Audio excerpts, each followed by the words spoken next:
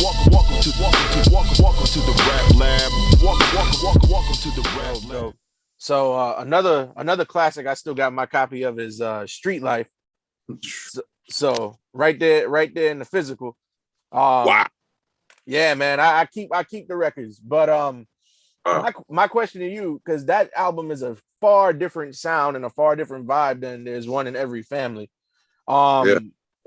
From the sound of the beats to the subject matter to even you didn't have that many features on Street Life. Was that all like intentional by design, or were you did you have like were you in a different headspace when you made that project? Street Life is the first album turned into No Limit. Like, here, let's put this out. You know what I'm saying? Yeah. I was definitely in a different space, not necessarily by choice, but it was a lot of different things going on. And like you just said, Taurus, I'm gonna keep working. I'm gonna keep pushing, you know. Mm-hmm.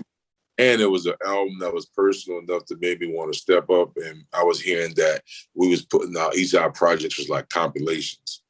So I wanted to kind of break that stereotype of us. So I wanted more of an album that was like, wow, that artist is an artist. You know, he don't have 50 features on there. You know what I'm saying? Not to say that that's a bad thing, especially if you're making some jamming ass music. But I was just hearing that about us. That's no different than if, you know, they say, I don't think you can bench press 305. You know what I'm saying? You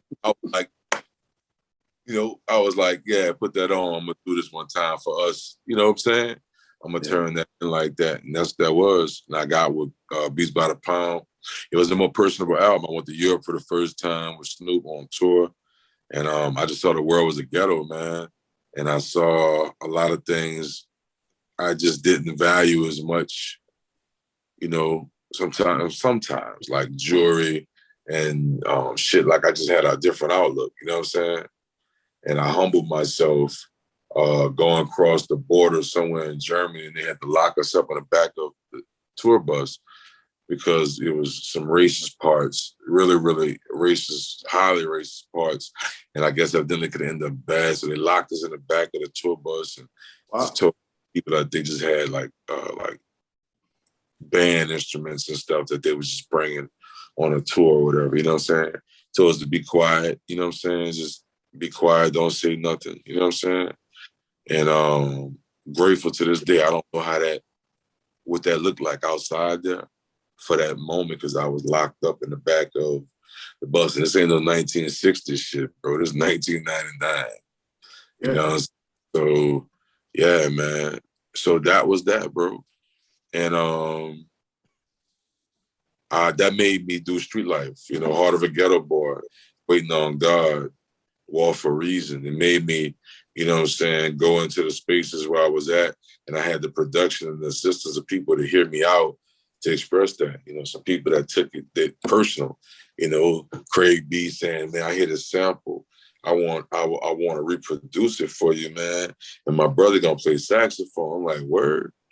So he gave me Heart of a Ghetto Boy. I'll never forget this. He dropped the original instrumental on cassette for me, or gave me the original cassette, and I went in my truck and I was listening to it while he was working on it to read like an interpolation of it.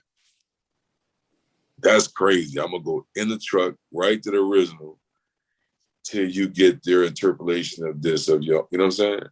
His brother can't leave the sax, and we knocked the Heart of a Ghetto Boy. We acting bad. I was paying for, we executive produced that project ourselves.